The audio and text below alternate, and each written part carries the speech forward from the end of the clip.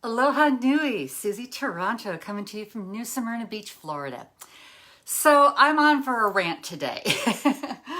I had a wonderful weekend, and while at church, we sang a song that I've always loved, and it's called Count Your Many Blessings.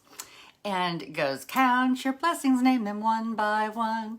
And the whole song talks about just acknowledging God's influence in your life and how grateful we should be for the blessings that we have. Now, with Thanksgiving coming up, I thought it was a really appropriate hymn to be singing, because we need to express gratitude. We need to acknowledge those things that we so easily take for granted.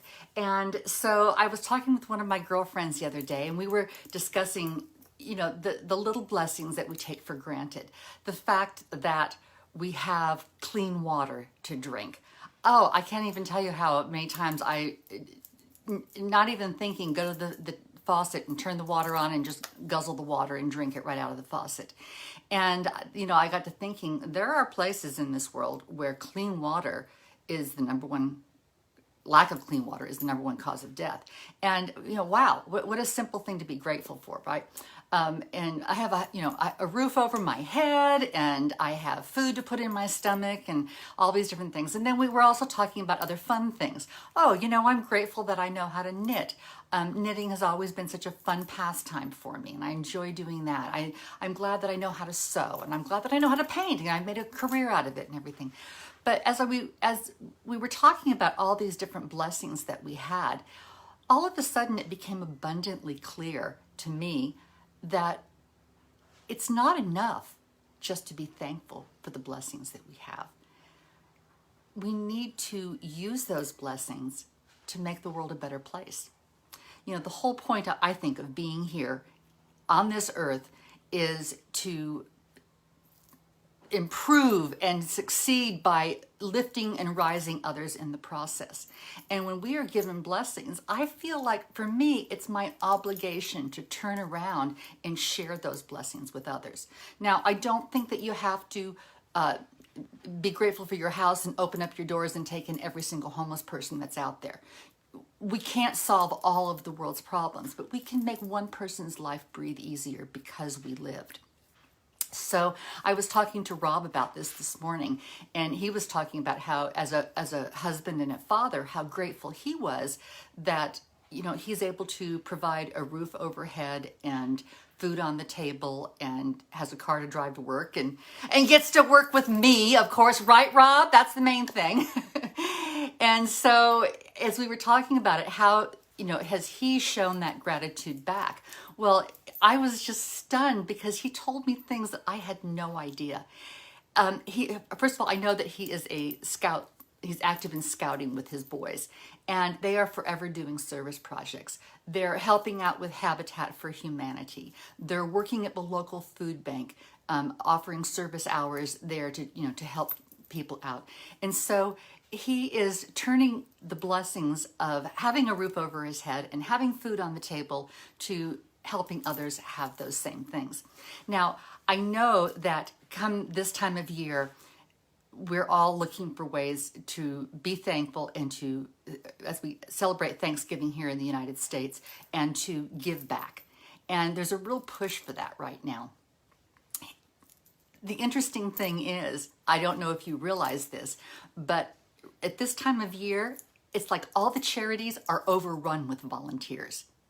And come Christmas Day, bam, they all get cut off.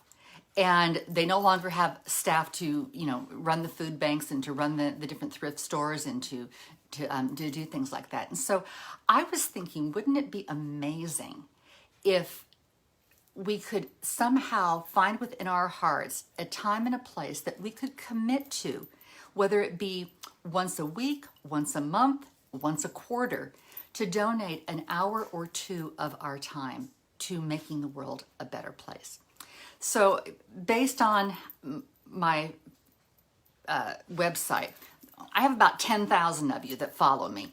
And so I was thinking, if all 10,000 of us donated 1 hour's worth of time to doing service, to making the world a better place because we lived, that would be 10,000 hours of service that we could give. But not just giving it like between now and Thanksgiving or between now and Christmas, throughout the year, to spread that help and that support out for so many wonderful charities that are out there that are trying to make a difference. Like what Rob does with Habitat for Humanity or with the local food bank. They always need help. They always need something, to go. But it doesn't have to be just that. You might be saying to yourself, well, I don't have the means, or physically I can't do that, and that's just out of my comfort zone. What about taking one of the talents that you currently have? Let's just say you know how to sew a button on. You know how to sew.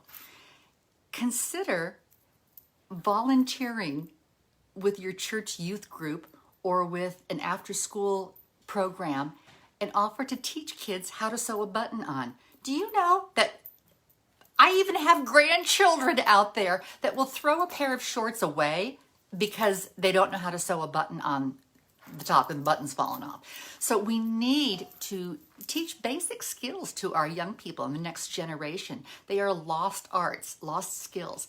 And so maybe you could teach simple sewing skills to someone else. Maybe you could teach them a lifelong joy of like knitting. I know that I learned a new art form of my Hawaiian feather work, my feather hat bands that I wear.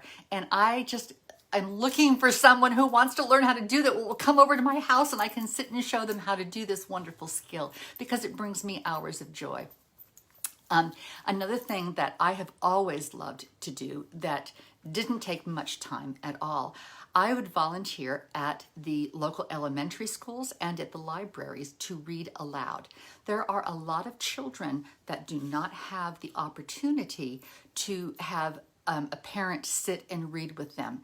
And we know that as part of a literacy program, being able to read out loud with children is vitally important. What if you donated 1 hour a month, or better 1 hour a week, but 1 hour a month even? And while you're out running your errands, plan it so that you can stop at the local elementary school and volunteer with their reading program. And I guarantee there's going to be teachers that are going to be thrilled to have your help. And it's not only that, there's other things that you can volunteer and do at the local schools as well. So reach out into the community. Also, local libraries have a fun opportunity. And then there's something else that I'm starting to do. I'm in the process of getting all the kinks figured out, but I'm going to be reading to my grandchildren via like FaceTime. And I really want to do this for my grandchildren. I think it'll help improve their reading as well as their listening skills and their imagination, not to have to necessarily watch a cartoon to enjoy a story, but to just actually have like an audiobook being read to them by grandma.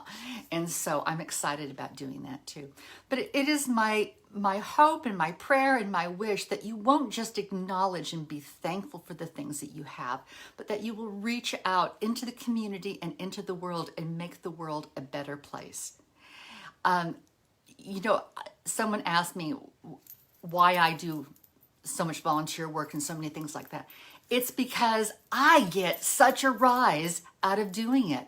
I'm telling you, I am so happy when I am volunteering. I am so happy when I'm serving others. And our little planner that we have this year, that the title of it is Rise by Lifting Others. To me, that's just my mantra. If I'm having a bad day or I'm a little bit down, all I want to do is figure out how to get myself lifted back up again. And the easiest way to do that is to help somebody else out. Even if it's just wheeling their shopping cart back in from the parking lot for them. Just little simple things, little acts of kindness will make a difference.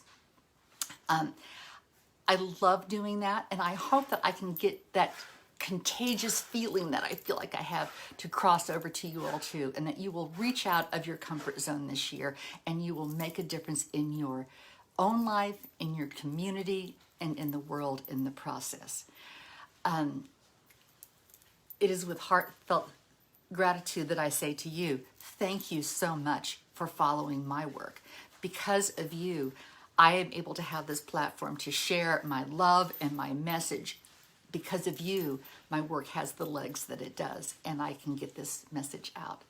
Believe that you can make a difference in the world, and you can. Aloha and mahalo nui.